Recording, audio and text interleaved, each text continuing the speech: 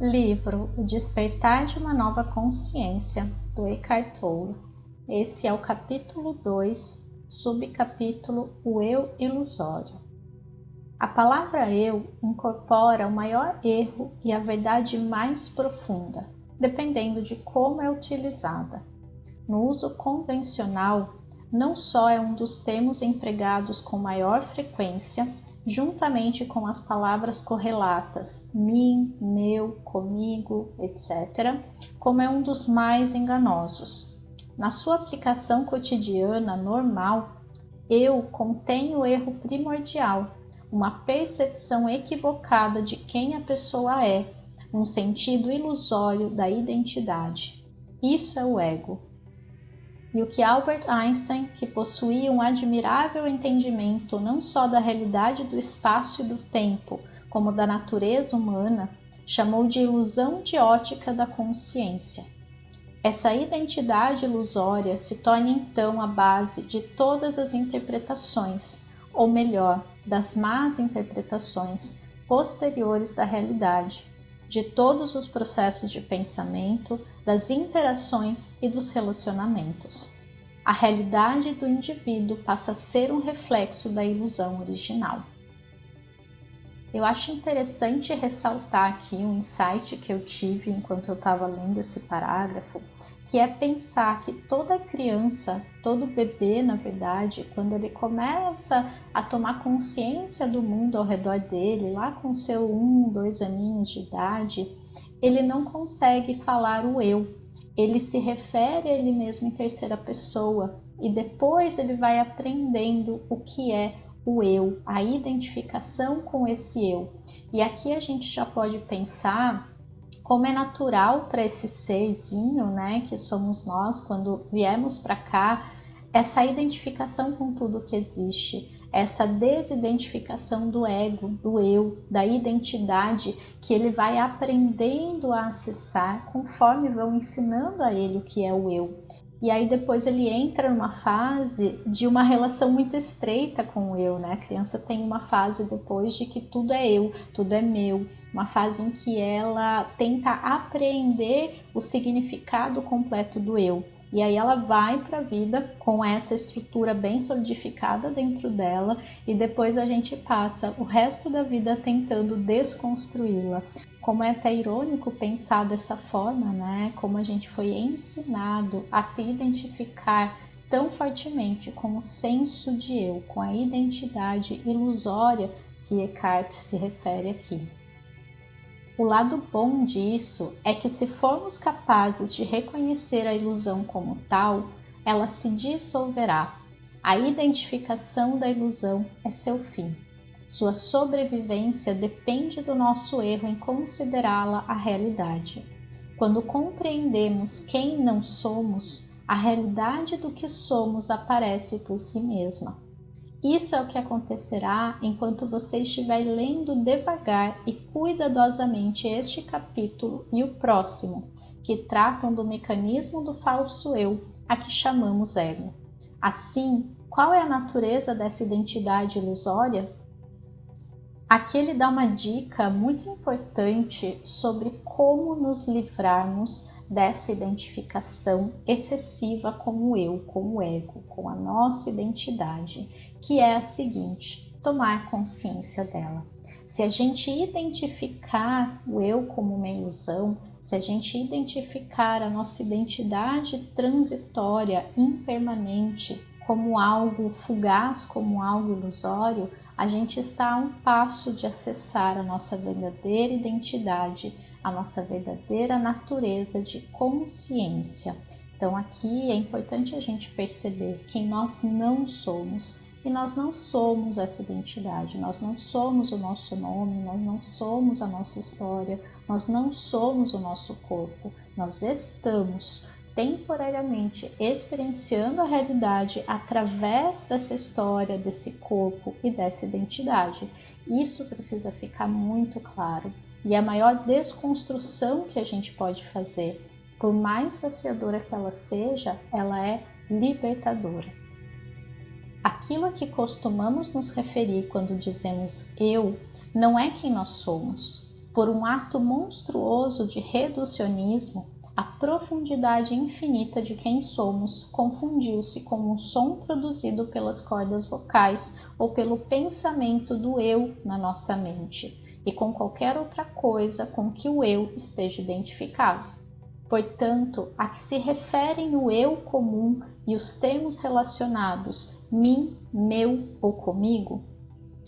Mais uma vez ele traz essa percepção da gente usar um alfabeto limitado de sons e palavras para tentar definir a realidade, o quanto a gente tenta encaixar tudo em caixinhas, em conceitos, em estruturas muito sólidas, quando na verdade nada é real, nada é sólido, tão sólido quanto parece, inclusive o nosso senso de identidade, aquilo que a gente usou para nos definirmos. Vamos pensar de novo nessa criança. Ela aprendeu com o entorno dela, com as pessoas com quem ela convivia, quem ela era.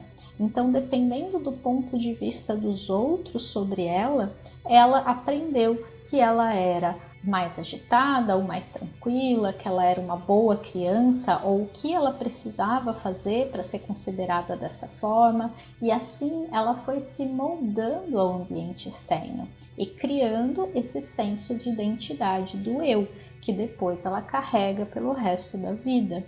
Aqui a gente já percebe que o eu não é fixo, não é uma identidade real, fixa, e sim uma identidade criada que vai se moldando e se adaptando por toda a vida.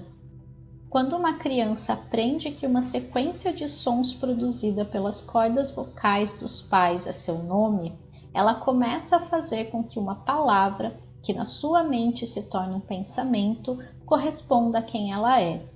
Nessa fase, algumas crianças se referem a si mesmas na terceira pessoa. João está com fome. Pouco tempo depois, aprendem a palavra mágica eu e a equiparam ao seu nome, ao qual já atribuíram o significado de quem elas são. Então, outros pensamentos aparecem e se fundem com a percepção original do eu.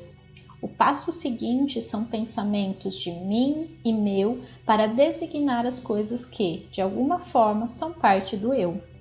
Isso é a identificação com objetos, o que significa conferir às coisas, em última análise, pensamentos que representam coisas, uma percepção do eu, extraindo assim uma identidade delas.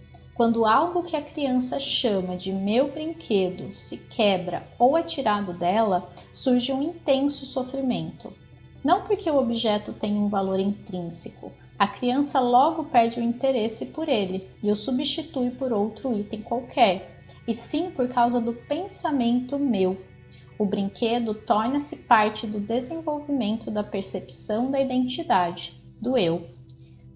Muito engraçado aqui que ele usa esse mesmo exemplo do insight que eu tive lá no primeiro parágrafo, e eu confesso que eu não li esse capítulo antes de trazer eles para vocês.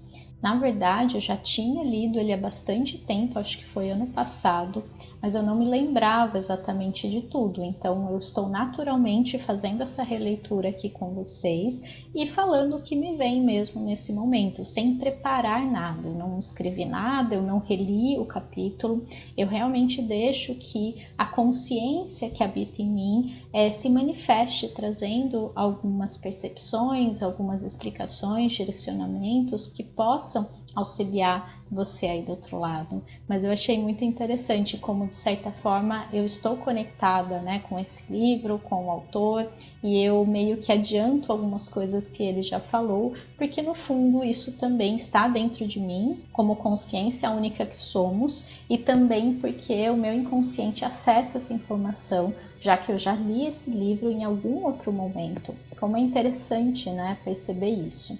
Mas voltando à questão da criança, aqui ele fala de uma maneira bem mais aprofundada esse processo de construção da identidade, do eu da criança, a partir lá da sua tenra infância, quando os pais começam a usar um som e ela associa esse som a quem ela é, e depois ela faz essa correlação com o senso de eu, de meu, de tudo que se refere ao mundo dela, a esse ego que está em formação e que depois vai para a vida projetando tudo aquilo que ela considera seu.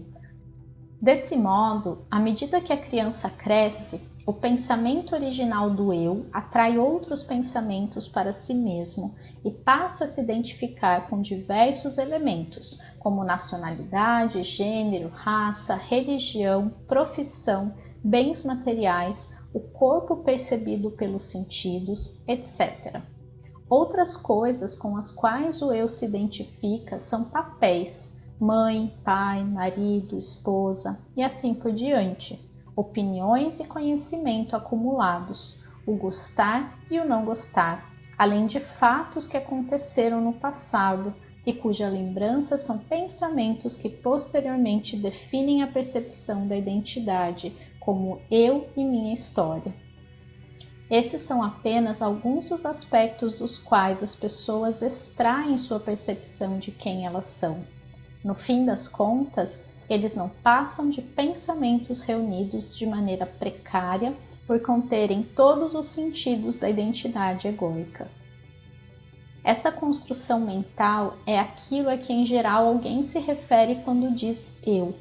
Para ser mais preciso, na maior parte do tempo, não é a pessoa que está falando quando pronuncia ou pensa eu, mas algum aspecto dessa construção mental, a identidade egóica. Após o processo do despertar, a palavra eu ainda é usada. No entanto, ela passa a vir de um lugar muito mais profundo dentro de nós. Aqui eu vou propor um exercício para reflexão, que você possa olhar para você além do eu, para que você possa olhar para a sua construção identitária, para aquilo que lá atrás, desde o seu nascimento, foi atrelado a você, o seu nome, a sua história, as suas coisas, tudo que traz para você a sensação de familiaridade. Pensa na sua identificação com a sua nacionalidade, com o seu gênero, com a sua religião, com a sua profissão, com os seus bens, aquilo que te pertence de alguma forma, e começa a fazer esse processo de distanciamento, não no sentido de desapego, mas no sentido de análise, de estranhamento, no sentido de, a vida toda eu me identifiquei sem pensar com essas coisas, com esses papéis, com quem eu acho que sou, com a construção e a percepção que eu tenho de mim mesmo. E agora eu dou um passo atrás, percebe como se você se distanciasse desse senso egóico do eu e percebesse de fora. E veja se você consegue fazer essa separação, se você consegue ir além desse senso do eu e como você se percebe vendo assim, como você se percebe do ponto de vista da consciência, que está além desse eu construído nessa realidade desde a sua infância.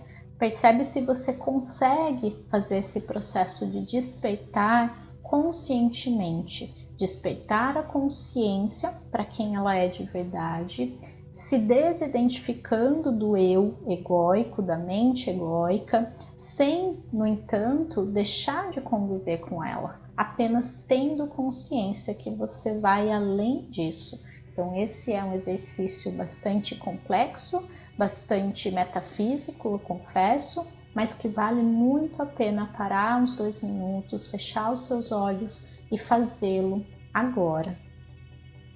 Quase todas as pessoas ainda estão identificadas com o fluxo incessante da mente, do pensamento compulsivo, em sua maior parte repetitivo e sem importância. Não existe nenhum eu fora dos seus processos de pensamento e das emoções que os acompanham. E é esse o significado de ser espiritualmente inconsciente. Quando informadas de que existe uma voz na sua cabeça que nunca para de falar, as pessoas costumam ter 2 reações. Ou perguntam, que voz? Ou a negam com raiva.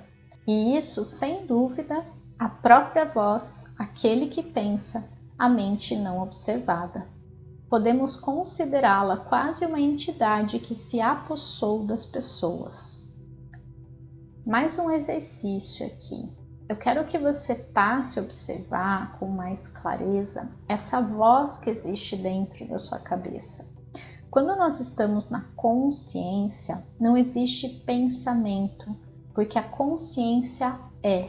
A consciência não pensa, a consciência não sente. Ela apenas observa a realidade, ela apenas existe. Então, quando a gente vai para o mar, por exemplo, e olha para as ondas e se mistura com elas, quando a gente se perde naquele vai e vem, sem pensar em nada, enquanto a gente observa, a gente se torna um com as ondas. Isso é a consciência. Isso acontece mais frequentemente quando a gente está em contato com a natureza, porque ela também é assim. Se a gente perceber ao olhar para a natureza, ela apenas existe, ela apenas vive, ela apenas pulsa consciência. Não existe um pensamento que defina a natureza. Ou a gente não vê, na verdade, os animais, as árvores, a atmosfera, o clima tentando fazer diferente, ser diferente, refletindo. Isso é muito da mente, isso é muito do humano. E a gente, para se tornar consciência, para se libertar desses pensamentos que no fundo nos aprisionam, a gente precisa se tornar mais consciência. A gente precisa voltar a nossa atenção para a consciência que a gente é e parar de se identificar com a voz na cabeça. E o primeiro passo para isso é perceber que existe uma voz, é ouvir essa voz, é se desidentificar dessa voz, é muitas vezes ignorá-la, porque a gente tende a ouvir tudo que a nossa cabeça fala, achar que é verdade, achar que é real e viver assim a vida toda. Então, se vem um pensamento com uma preocupação, a gente começa a se sentir preocupado. Se vem um pensamento com um julgamento, a gente se sente julgado. Em nenhum momento a gente questiona ou ignora essa voz, a gente vive como se ela fizesse parte de nós. Então, começa a perceber essa voz que existe na sua cabeça e principalmente qual é a sua relação com ela. Há quem nunca se esqueça da primeira vez em que conseguiu romper a identificação com seus pensamentos, momento em que foi capaz de sentir brevemente a mudança de identidade, deixando de ser o conteúdo da sua mente para se tornar a consciência lá no fundo. No caso de outros indivíduos, isso acontece de uma maneira tão sutil que eles mal percebem ou apenas notam uma abundância de alegria ou paz interior, sem saberem o que originou esses sentimentos. Eu desejo de verdade que você consiga, pelo menos por alguns segundos, experienciar essa ausência de pensamentos. Essa ausência de identificação com eles, o que é mais importante. E o quanto, quando acontece isso, nesse momento, a gente consegue se conectar lá no fundo com uma presença pulsante dentro da gente, com uma sensação de paz, de infinitude, de calma, de tranquilidade, como se tudo estivesse bem aqui e agora, mesmo que à sua volta a sua mente esteja dizendo que está um caos, ou que você observe, se identifique com essa abordagem. Mas é importante frisar aqui que isso é uma prática que a gente precisa começar a praticar desde já, para que a gente possa experienciar isso ainda nessa vida e que a gente não precise esperar nem um minuto a mais para isso acontecer. A gente se vê no próximo capítulo.